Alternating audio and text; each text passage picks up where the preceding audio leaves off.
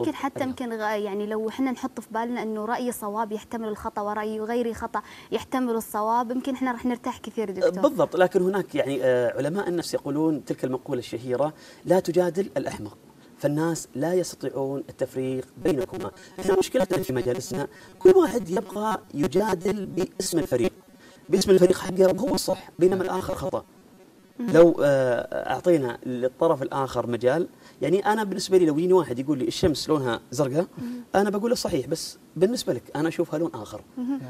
مو شرط أنك تعطي قناعتك وتثبت قناعتك للآخرين وتخلي الآخرين يقبلون بهذه القناعة، ليس ملزوم يعني أبدا. طيب دكتور، أكيد دين الإسلام حث على عدم التعصب. جميل. ايش رايك في الموضوع؟ والله حقيقة يعني الإسلام شدد على موضوع التعصب عندما قال الله تعالى: يا أيها الذين آمنوا لا يسخر قوم من قوم. فهذه دلالة واضحة على أن القرآن يندب التعصب.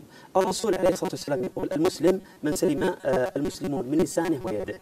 لاحظوا الآيات اللي من القرآن الكريم، لاحظوا الآيات اللي من أحاديث تدل على قيمة ندب هذا التعصب وندب هذا التشجيع في جميع السياقات، وليس في كرة القدم، نتحدث في جميع السياقات.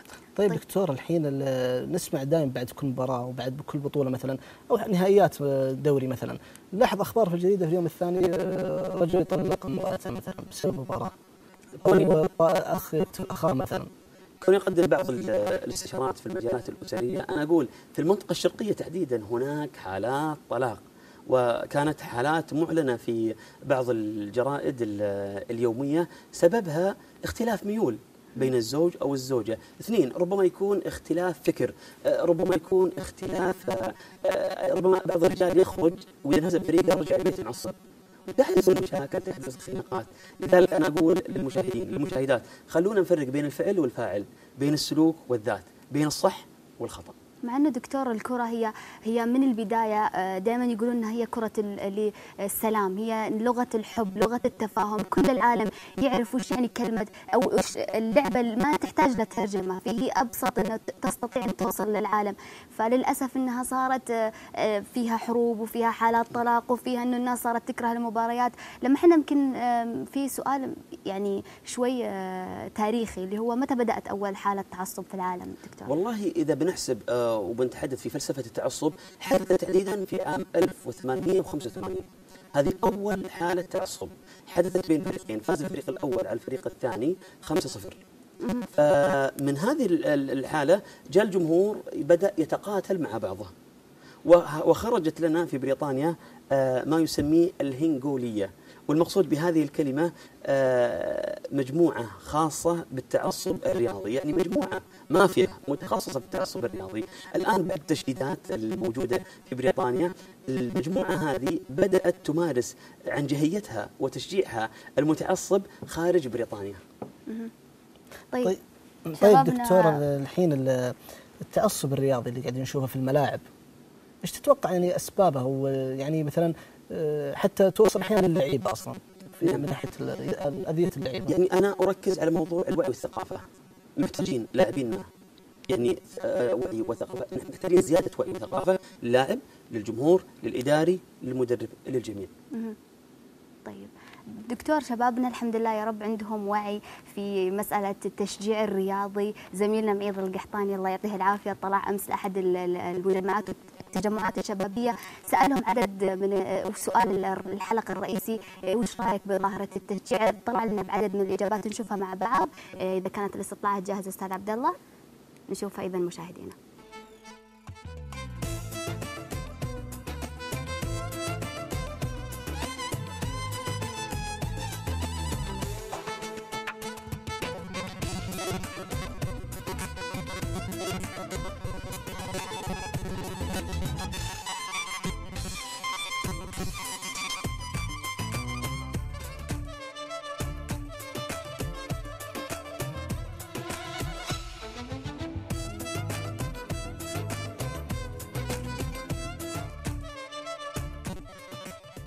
والله الموضوع هذا عادة هذا معروف، هذا يعني تفكير التعصب عندنا من زمان.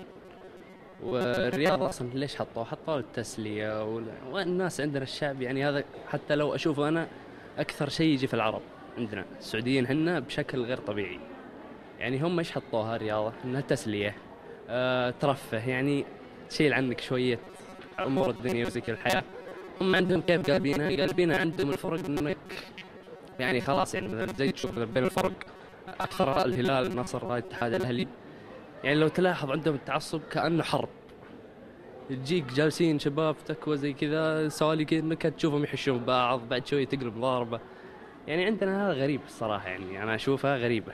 مع إني أنا يعني بعض الأحيان يجيني تعصب إذا كان اللي قدامي مثلا يحاول يستفز، نحاول إحنا نرد عليه كذا، بس عاد تعود يعني. والله أول شيء نقول إن الشباب المفروض ما يتعصبون رياضيا، لأن الرياضة هي ماخذين شيء اسمه تسلية، يعني ما يحتاج إن الواحد مثلا ياخذها بأشياء سلبية، لازم يكون في إيجابيات. لأنه بعض الشباب الحين منتخب يفوز منتخب ينهزم، أو بالأصح اللي يفوز دائما يكون في تفحيط بعدها جمهرة أو مضاربات بين المنتخبين أو فريقين كذا.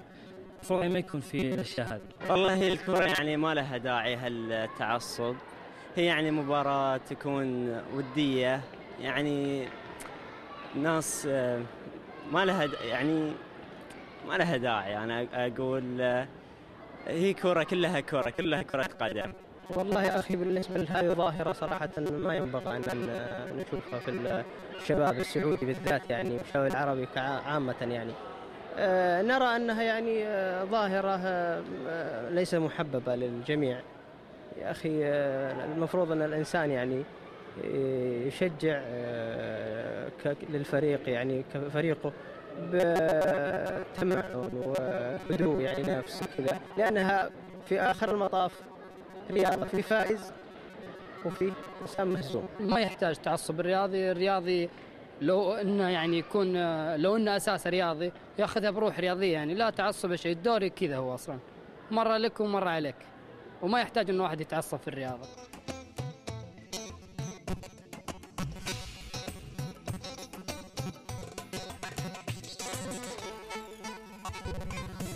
ما يحتاج الواحد يتعصب في الرياضة. ايش تعليقك يا دكتور؟ والله الكلام سهل جدا ان الانسان ما يحتاج يتعصب في مجال الرياضه، لكن انا اقول كثير من المشاهدين يتكلم احيانا في منطقه راحه، في منطقه تسمى باللغه الانجليزيه الكومفورتبل زون. انا منطقه راحه، اقول انا التعصب سيء والى اخره، لكن في وقت السلوك الحقيقي، في وقت المباراه، هنا تخرج السلوكات الحقيقيه. هنا ربما الانسان يعني يتكلم بكلام مثالي، لكن وقت الحدث، وقت السلوك الحقيقي تخرج تصرفات اخرى. انا اقول احنا محتاجين نروض عاطفتنا في مجال التشجيع. يعني دائما يمكن العاطفه دكتور ما هي يعني، وهذا كلام يمكن معروف انه ما تقدر انت تتحكم بعاطفتك يعني. كانوا في السابق يقولون ان الانسان لا يستطيع التحكم بالعاطفه، لكن يعني قبل 30 سنه يعني وجدوا حلول للتحكم بالعاطفه، والانسان والشخص واللاعب والمشجع الرياضي يستطيع التحكم بالعاطفه. طيب وكيف ان احنا مثلا في اكيد اشياء علميه في اشياء علميه ودراسات، يعني ربما يعني يفرغ لها حلقه كامله لشرح الخطوات الاساسيه في التحكم في الايموشن انتليجنت او ما نسميه بالذكاء العاطفي في مجال كره القدم. طيب دكتور، الحين الكره هل لها تاثير بين علاقات الدول؟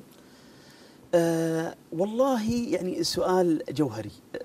يعني لها علاقة في أكيد يعني كنت أذكر في التاريخ الرياضي عام 1970 حدثت مشكلة بين السلفادور والهندوس، يعني حرب علشان كرة قدم. وعندما يعني أتكلم عن الأزمنة القديمة، ربما المشاهد يعني يبحث دائما عن حاجة حديثة. يعني أستشهد بمباراة المنتخب المصري الشقيق والمنتخب الجزائري الشقيق، يعني عندما حدثت بعض اللبس وإلى آخره، ربما يعني صار هذا الخلاف يعني خلاف أكبر من حجم مباراة كرة القدم. صحيح، ودخل فيها أطراف كثيرة في الموضوع، أطراف كثيرة وإلى آخره، وناس متضررين. يعني نرجع أقول كرة القدم ما هي إلا للمحبة والسلام. المفهوم هذا نتمنى يا رب إنه يعني يعاد. دكتور، هل تعتقد إنه الإعلام هو من يكرس مفهوم إنه مفهوم المحبة والسلام؟ للأسف إحنا ما قاعدين يعني كنا متفائلين إنه شوية الإعلام إنه خليك أنت مع فريقك وانتبه، والقنوات الفضائية الرياضية كثرت. هل تعتقد مرة ثانية إنه الإعلام له دور في هذا الموضوع؟ جميل، الإعلام نعم حقيقة له دور في يعني تهدئة الأمور أو يعني إشعال الأمور مرة أخرى. أنا أقصد بالإعلام المرئي والمسموع حقيقة أو المكتوب. كل الإعلام له